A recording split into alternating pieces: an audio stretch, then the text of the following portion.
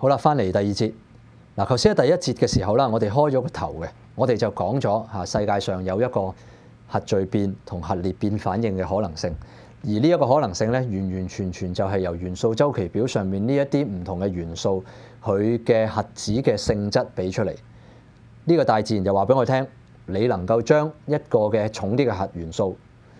去透過進行裂變獲得能量，亦都可以去將一啲輕啲嘅元素比鐵輕嘅元素透過一個嘅聚變嚟到獲得能量。而我哋亦都知道咧，即係呢一啲譬如話地球入邊有時一啲岩漿嘅運動啊，一啲地殼嘅運動啊，即係佢突然之間會有一啲地震嘅引發嚇，咁有人就會歸咎於咧，可能就係喺我哋地心入邊一啲重嘅放射性核元素去裂變嘅時候俾出嚟嘅能量，突然之間幫我將呢啲岩漿去加熱，令到有突如其來嘅岩漿嘅壓力嚇俾出嚟嘅一個地殼嘅運動。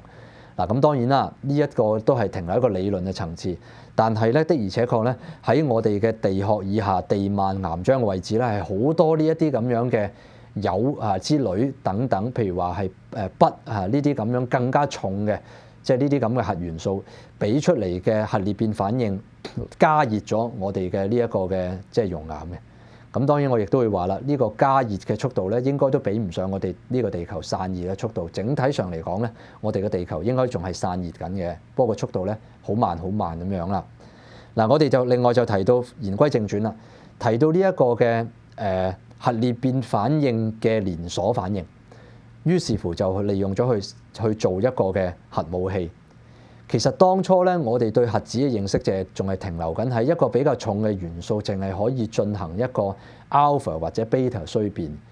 淨係有 alpha beta 衰變一個重啲嘅核元素去求其甩幾粒嘅原子核出嚟咧，我哋整唔到核彈嘅。我哋最多就係話可能將呢啲咁嘅核元素集中埋一齊，當一包垃圾去掉去人哋嘅國家，然之後就令到佢哋啲人去中輻射，就唔會話有一個蘑菇雲咁嘅炸彈去俾咗出嚟。真真正正能夠將一啲核元素變成一個蘑菇雲炸彈，其實仲有一條好長嘅技術嘅路要去走嘅。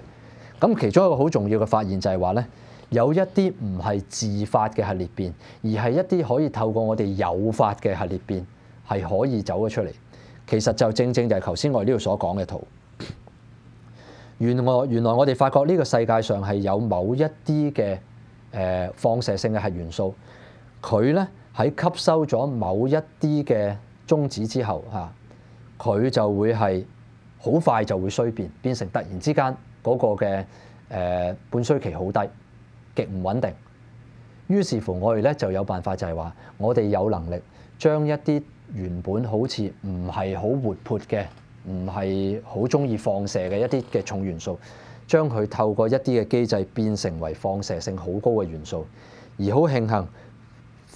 出嚟嘅結果就係咧，佢一路裂變咧，仲可以產生更加多高能量嘅中子，令佢進行下一步嘅反應。我哋係需要一個鏈可以進行鏈式反應嘅一種元素，令到我可以將呢一啲咁樣嘅元素作為一個拼圖，用一個鏈式反應嘅形式，將佢一路去拼湊成為更加多、更加複雜嘅圖像，令到更加多嘅核元素去參與其中。於是乎呢一個咁樣嘅核爆嘅威力咧，就可以一傳十，十傳百，以幾何級數咁樣去調升上去。咁所以咧，我哋世界上咧，唔係隻隻嘅呢啲咁樣嘅會分裂嘅核元素都適合攞嚟做核武器嘅原材料嘅。基本上第一隻被發現到可以嘅咧，就係呢個鈾235嚇，呢個鈾元素，佢可以變成鈾238嚇。呢個我哋揾到即係鈾235、鈾238，將佢透過加一啲嘅中子落去，變成一啲嘅鈈元素咁樣。另外可以進行鏈式反應，仲有鈈元素亦都可以嚇。鈈元素一啲其他同位素亦都可以，亦都係透過俾一啲中子落去，令到佢變成一啲更加惡嘅、更加急劇嘅一啲嘅放射性元素，從而去點着其他嘅鏈式反應。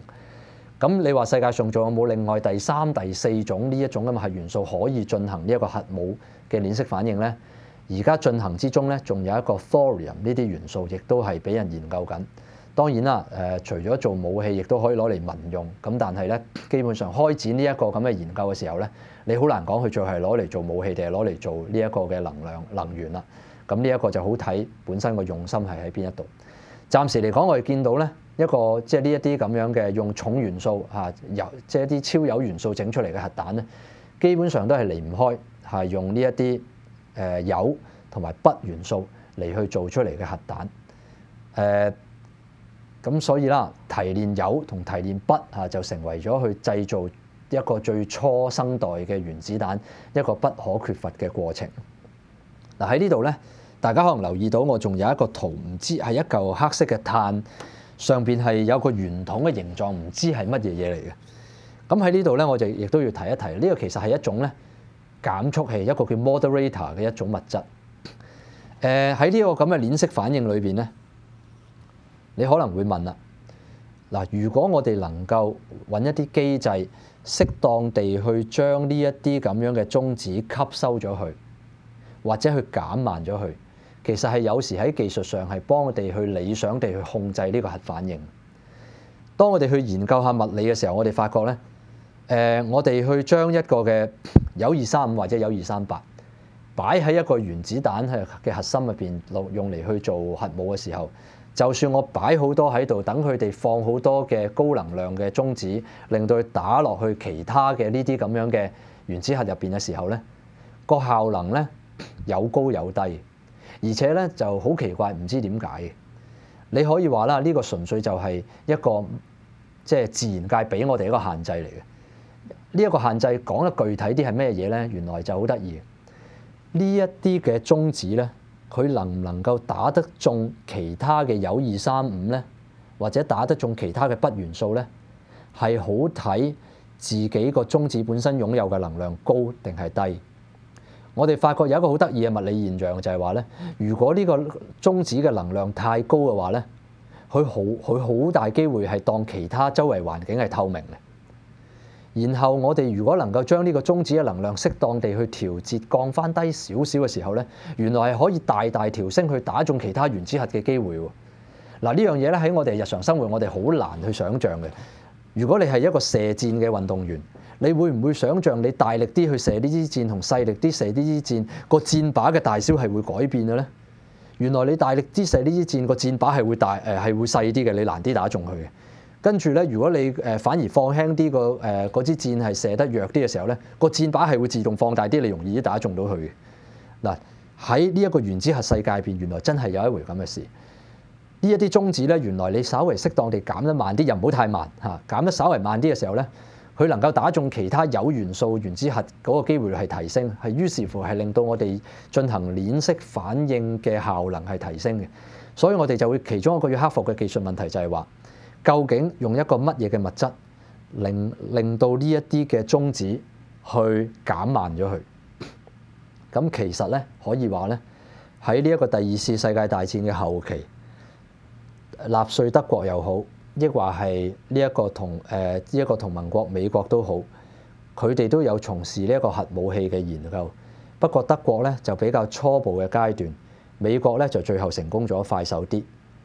德國同美國中間都曾經面對一個問題，就係話我應該用啲乜嘢嘅物料嚟去幫我將呢啲中子去減慢，去調節佢嘅速度嚟去進行下一步嘅鏈式反應咧？咁咧，其實當時咧，大家諗緊有唔同嘅材料可以用嘅。第一個材料就係用石墨，即係碳呢個元素。用碳元素就可以咧，利用碳元素本身嘅核，即係碳嘅原子核咧，嚟去攔截住或者去阻慢住呢一啲咁樣嘅中子嘅速度。另外仲有一個可以嘅一個嘅例子咧，就係話用一個重水。重水嘅意思就係話咧，都係 H2O， 但係 H2O 入邊嘅嗰個氫咧係用咗個氫嘅同位素一個嘅重氫嚟去結合咗喺呢一個水入邊。咁呢兩樣嘢咧，都係喺當時戰時係唔係咁容易揾嘅。而且尤其是咧，對於石墨嚟講咧，需要嘅純度要係極高極高。如果一旦佢係有少少喺製作過程入邊、提煉過程入邊有其他嘅元素，譬如話一啲硼砂嚟去撈咗落去呢個石墨入邊咧，亦都會大大降低咗咧佢嗰個嘅表現。所以咧最後美國成功地係提煉到一個高純度嘅石墨嚟去作為一個減速器，嚟去幫我調節呢一個原子彈入邊呢個中子嘅速度，令到呢個咁嘅鏈式反應能夠更加有效地運行。所以咧佢哋更加快手嚟去達到呢一個目的，去成功製造到原子彈，而且甚至乎佢有餘力利用到喺呢一個提煉鈾元素喺呢個研究入邊獲得出嚟嘅鈈元素，去再做多另外一個嘅原子彈。所以我哋見到咧，無論投放喺廣島同長崎呢兩個原子彈咧，其實講得殘忍一啲咧，亦都係美國兩種嘅武器嘅實驗。喺廣島嘅原子彈咧，就係主要係用鈾元素嚟去做原材料嘅一個原子彈；而喺長崎嚟講咧，佢係需要用到一個鈈元素或者叫鈈係呢個元素去做出嚟嘅另外一種設計嘅原子彈。唔同嘅元素佢入邊所需要嘅設計亦都會唔同，咁容許我喺呢度咧稍稍放輕，係暫時撇開唔去提先。但係起碼就係話咧，成個第二次世界大戰嘅故事咧，可以就係話呢個第二次世界大戰嘅結束，尤其是太平洋戰爭嘅結束咧，其中一個不可或缺嘅咧，就係物理學家喺呢一個核原子彈入邊研究嘅參與，就唔可以唔提呢一個歷史嘅一筆。亦都由呢個第二次世界大戰開始啦，物理學家嘅地位咧係獲得一個喺成個人類文明入邊有史以來最高嘅一個高度，因為佢能夠做得出，因為自從呢個之後，人就可以做得出撳一個掣就毀滅地球嘅一樣咁樣嘅武器出嚟。嗱，咁喺呢一度啦，就係提咗核裂變做出嚟嘅武器。咁我亦都知道咧，核裂變亦都有能力去製造出一啲民用嘅一個嘅發電機嘅。咁我哋咧留翻喺第3或者第4節先再講。咁我哋咧其實再可以再提一提核聚變嘅呢一個咁嘅過程。嗱，大家可以亦都知道啦。除咗講原子彈之外，我哋仲會講氫彈。氫彈顧名思義入邊好多氫喺裏邊。我哋唔係透過去純粹將啲氫同氧去結合去燒呢啲氫嚟去做一個炸彈，而係我哋發覺利用氫呢個咁輕嘅元素，透過去核子地聚合佢變成一啲重啲嘅元素嘅話，去獲得出嚟嘅能量係可以比起原子彈嘅能量更加巨大。所以有人就諗要整一個氫彈出嚟，咁就係透過聚變嚟去產生能量嘅一個機制。嗱，咁我亦都去提一提先啦。未講到武器同埋嗰個嘅去獲得能量之前啦，對於呢一個嘅氫聚變嘅研究，其實最大嘅獲益就係話咧，幫我哋去了解呢一個天空上邊嘅太陽究竟係點樣發光發熱嘅。喺未知道有核聚變呢個反應之前，我哋唔知道個太陽係點樣發光發熱嘅。我哋以為太陽係一堆一路收縮緊嘅氣體，一個氣體收縮去揦埋一嚿嘅時候咧，就好似我哋攞個單車泵去泵氣，不停地去壓縮呢啲氣體，啲氣體不斷受壓縮嘅時候咧，就令到成個單車桶咧發熱。我哋可能就以為咧，太陽都係一個好似一個超大型嘅一個咁嘅打氣筒一樣，佢一路收縮緊，於是乎佢入邊嘅氣體咧一路撞擊得越嚟越激烈，所以就會發熱發光咁樣。咁我哋發覺咧有一個理論上嘅矛盾，就係話，如果太陽真係透過呢一種咁嘅機制去發熱嘅時候咧，我哋計嚟計去，以太陽去擁有嘅氫氣上邊嘅物質嚟講咧，佢發出嚟嘅光熱俾到盡，都只能夠係解釋到10% 嘅光同熱嘅啫。我哋發覺咧，有大部分嘅能量，我哋唔知點解佢可以產生到咁巨大嘅能量。後來我哋發覺，我哋清楚啦，原來喺太陽入邊呢一大堆嘅呢啲咁樣嘅氫氣，咁輕嘅氣體，當佢哋因為地心吸力一路同埋冷卻一路去聚集埋一齊嘅時候，雖然佢會加熱，但係佢最主要加熱嗰個作用咧，就令到呢一啲氫氣離子化之餘，亦都獲得非常巨大嘅速度。呢啲氫氣獲得咁巨大嘅速度，令到佢哋兩個氫氣嘅原子核兩個質子撞埋一齊嘅時候咧，就會能夠衝破到佢哋靜電力嘅障礙，從而令到佢哋化合埋結合埋一齊。而呢個結合嘅過程之中，就係一個核聚變，放出更大嘅能量。於是乎，我哋嘅太陽唔單止係一路緊去收縮加熱緊，而且呢個加熱嘅過程可以幫我哋去點着咗一個